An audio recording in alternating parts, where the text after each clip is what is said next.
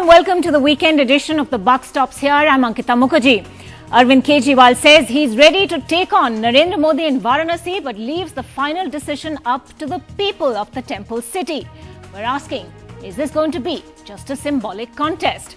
Also, as Rahul Gandhi launches his most direct and trenchant attack yet on Narendra Modi, we're asking, is it too little, too late?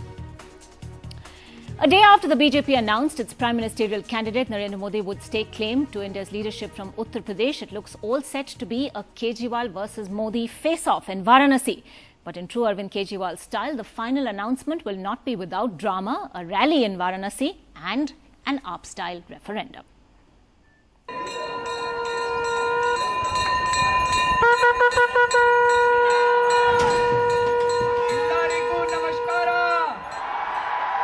Varanasi की जनता जो कहेगी वही मेरे sir माथे पर वाराणसी की जनता अगर मुझे ये जिम्मेदारी देगी तो ये जिम्मेदारी मैं सहर्ष स्वीकार करूंगा. At a rally in Bangalore, the announcement his party was waiting for, but not without a caveat. AAP workers have been asked to gather in Varanasi on the 23rd of March for a rally in what now appears to be another referendum, Kejriwal style. Arvind Kejriwal said that he would talk about whether he would contest against Narendra Modi at this rally here at Freedom Park in Bangalore. But what he said was not a definite decision. He said he would be ready to do so, but only if the people of Varanasi wanted him to contest. And that decision he would take only after a rally in that city on the 23rd of this month. Now, Bangalore is a big prize for any political party, and the Aam Aadmi Party would like to have Bangalore have some impact in Bangalore as well. But really the headlines out of the city after this weekend of Arvind Kejriwal in Bangalore was that he was ready to contest in Varanasi against Narendra Modi if the people there wanted him to do so.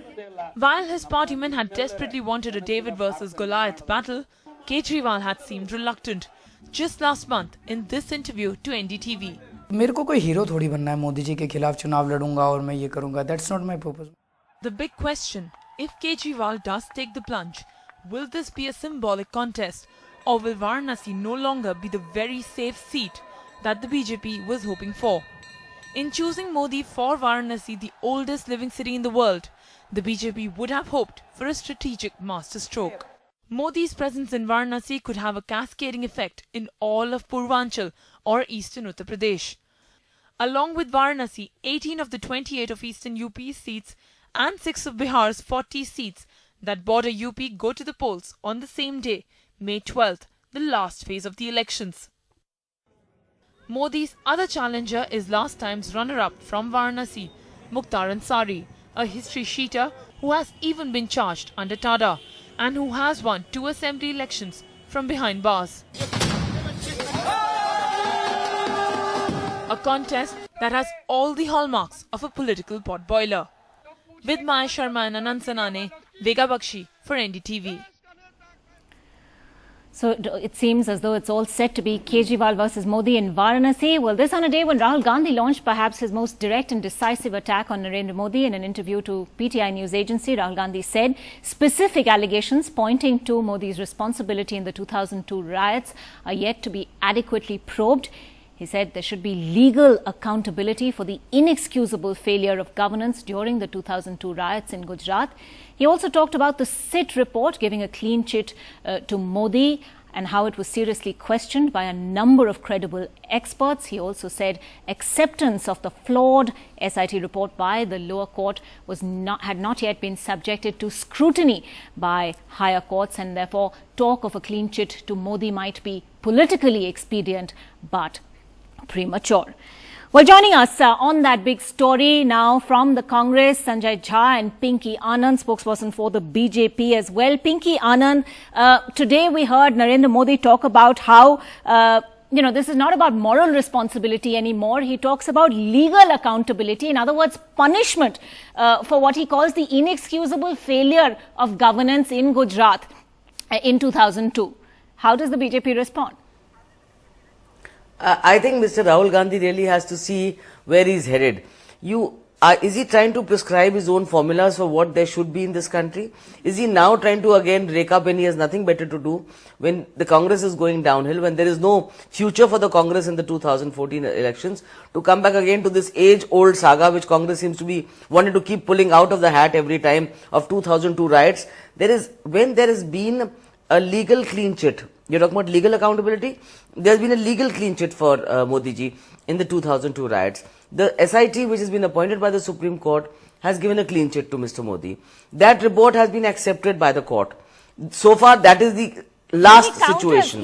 Now, if Mr. Rahul Gandhi says that he wants to have a separate criteria for legal accountability, I'm sorry, he'll have to come up with something better than that. Well, he's talking about the lower courts having accepted the SIT report and based its clean chit on that, but it's subject to scrutiny by the higher courts.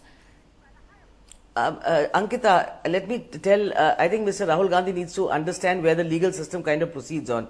Legal accountability has been judged by a court, and that is for the time being the last court. If and when anything else is reversed, we will see about it. But today the current position stands at where it is.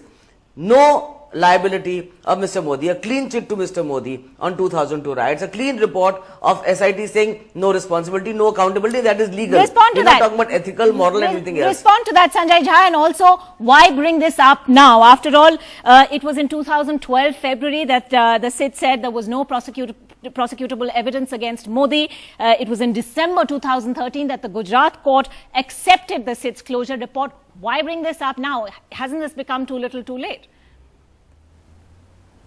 Ankita, let me tell you, Mr. Gandhi is factually, technically and legally correct. And you know, the fact of the matter, when he talks about credible experts, he's talking about possibly people like the amicus curiae Raju Ramachandran, who actually said that Mr. Modi, his recommendation was that Mr. Narendra Modi ought to be prosecuted. Now, that's a serious dissent note to the SIT.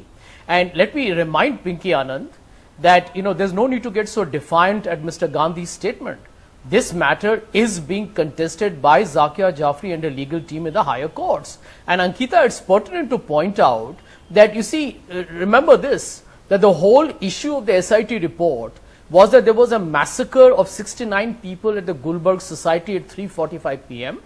The chief minister, who by the way is 3 kilometers away from Gulberg Society, claimed to know of it at 8:30 p.m. That's almost 4.5 hours later. That's exactly what Zakia Jafri is protesting against. There's a Raju Ramachandran's report, and there are multiple other issues. Okay, let's quickly pick up one of those points. One point. Yes. Maya Kodnani has been convicted. And don't forget, Narendra Modi was trying to protect and promote Maya Kodnani. So is the chief minister above it all, legally, technically? The case is still up to be discussed by the higher courts. Is this still a case that hasn't been scrutinized in the way in which perhaps it ought to have been? Pinky Anand, Raju Ramachandran's report saying more attention should have been made to the claims of the suspended police officer Sanjeev Bhatt. Now, that's something that the SIT decided to ignore altogether. No, question is not what the state or what the SIT decided to ignore. The question today is you had a report which has been given to the court that has been accepted. We can keep talking about it till the cows come home, but it's not going to change the facts. Mr. Sanjay Jha's question of what it should be is if the roads are bad, for example, in any part of the world, the Malaysian Airlines is taken off, it will be said that it is because of the 2002 riots. I mean, that is the height of desperation. Okay, height of desperation, but Rahul Gandhi also today saying that he did not see the Lok Sabha elections as a presidential style contest between him and Modi. However, perhaps Arvind Kejriwal does. We'll just move on to our second discussion tonight as well, and for that I'm being joined by Saurabh Bhardwaj, Aam Aadmi Party spokesperson, and senior journalist Siddharth Varadarajan as well. Saurabh, let me begin with you first. Is this contest going to be entirely symbolic? No, it's not a symbolic contest. I think Mr. Modi is contesting from Varanasi just because he wants to show it to the world that he is not a local leader of Gujarat. He has presence in India. No, I'm talking about Mr. Kejriwal saying that he is ready to take on Mr. Modi in Varanasi. And is that going to be entirely a symbolic contest for him? Does he actually believe that he has any chance going up against Mr. Modi? No, he has all the chances. We believe so strongly that we can defeat Modi in Varanasi. And it will be known because of the fact that Modi will contest from another seat also. That means Modi is the scared man. If he is so confident about winning Varanasi, then I challenge them that he should contest just from Varanasi. He should not waste the public money by contesting from more seats. That shows that he is scared.